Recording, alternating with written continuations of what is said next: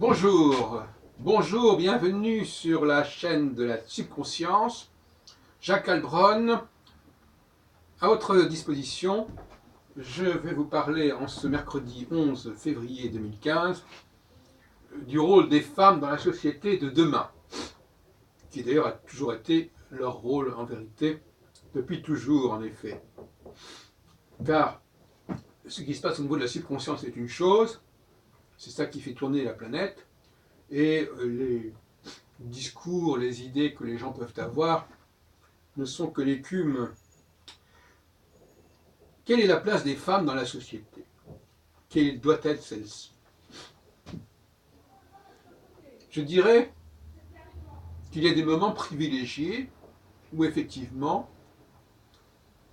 les femmes sont appelées à élire, à choisir. Et qu'est-ce que c'est qu'une élection? Qu'est-ce que c'est que la dynamique d'une élection?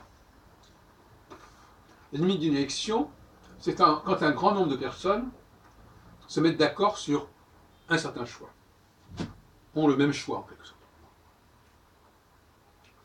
C'est vrai aussi pour un produit, c'est vrai aussi pour une émission. Il y a une convergence d'un grand nombre de personnes, ce qui veut dire qu'être électeur, être électrice en l'occurrence, c'est faire partie d'un ensemble. Un électeur tout seul, ça ne veut rien dire. Un électeur doit être en phase avec d'autres électeurs et les entraîner dans la même direction, ce qu'on appelle aussi un parti politique dans certains cas. Il faut faire nombre, il faut atteindre ce qu'on appelle une masse critique.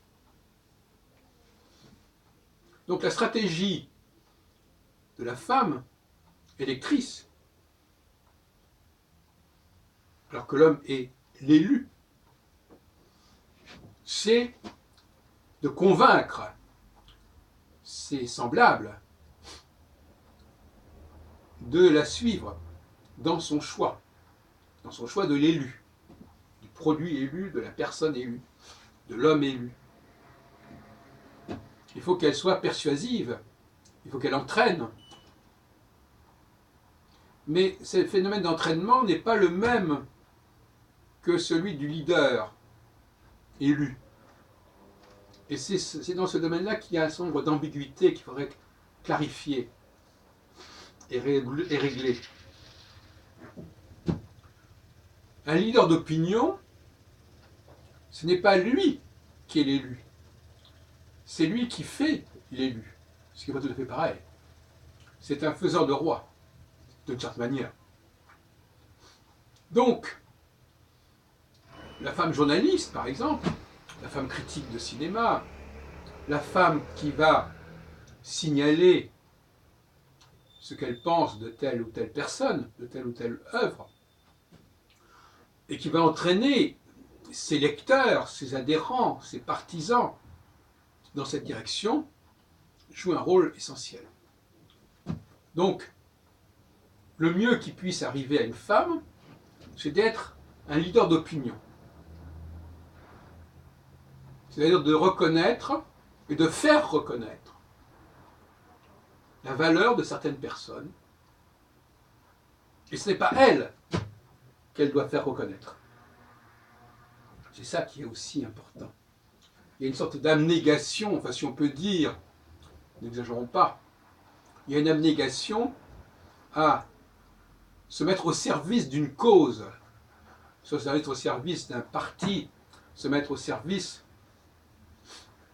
d'une œuvre, d'un homme qui a une aura particulière, qui a des mérites particuliers. Et il y a une formule qui dit il y a beaucoup d'appelés et peu d'élus. Et bien justement, peu d'élus, pourquoi? Parce que ce sont les femmes qui font le tri, qui filtrent, comme dans le domaine de l'ovulation, où parmi les myriades de spermatozoïdes, il y en a un qui sera élu, qui sera choisi. Et les autres seront condamnés, plus ou moins, bon, seront mis de côté, en tout cas laissés pour compte. C'est assez cruel. En ce sens-là, la femme met à mort ceux qu'elle ne choisit pas, ceux qu'elle n'élit pas, quelque part. De certaine façon.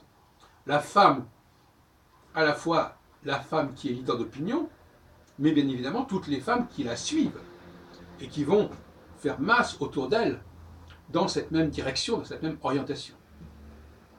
Voilà comment je vois, mes chers amis, la véritable place des femmes dans notre civilisation. Et il est regrettable que lorsque la démocratie s'instaura, les pratiques d'élection s'instaurèrent à partir de la fin du XVIIIe siècle, dans le sillage de ce qui s'est passé aux États-Unis, notamment. Mais il faut voir aussi par rapport à l'Angleterre, qui a une longue pratique parlementaire, une monarchie constitutionnelle, etc. Il y avait une place pour les femmes à ce moment-là, en tant qu'électrices. Mais il y a eu une carence du droit constitutionnel qui a conduit à exclure dans un premier temps les femmes du corps électoral. Et on sait que les femmes ne sont électrices en France que depuis la libération de 1944. Eh bien, on n'a pas osé dire que c'était les hommes qui étaient à élire et les femmes qui étaient électrices. À mon avis, ça a été une erreur qu'il faut réparer.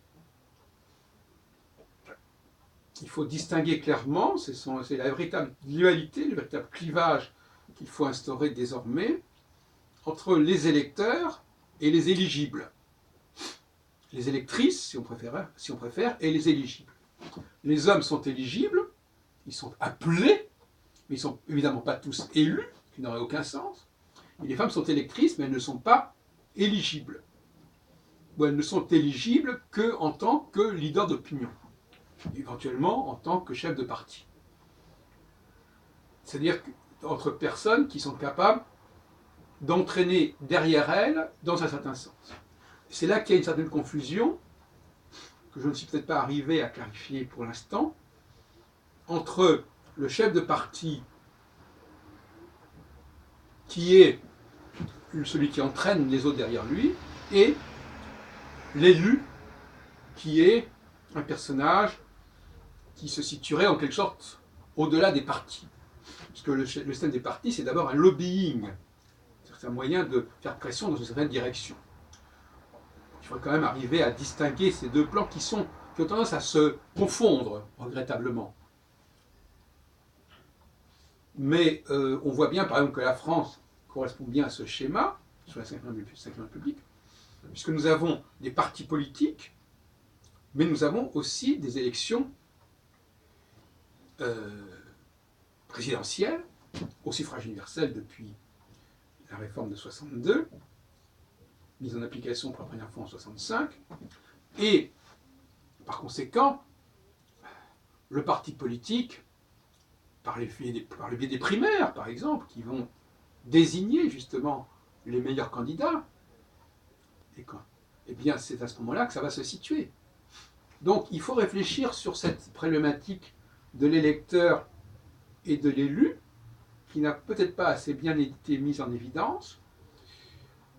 Et il faut bien comprendre que là, on est à l'éthique du pluriel et du singulier.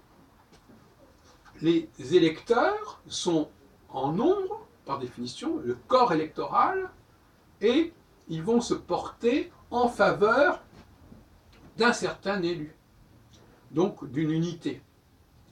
Et qu'on le veuille ou non, les femmes ne sont pas faites pour être élues. Elles ne sont pas faites pour être dans l'unité, pour être des unités.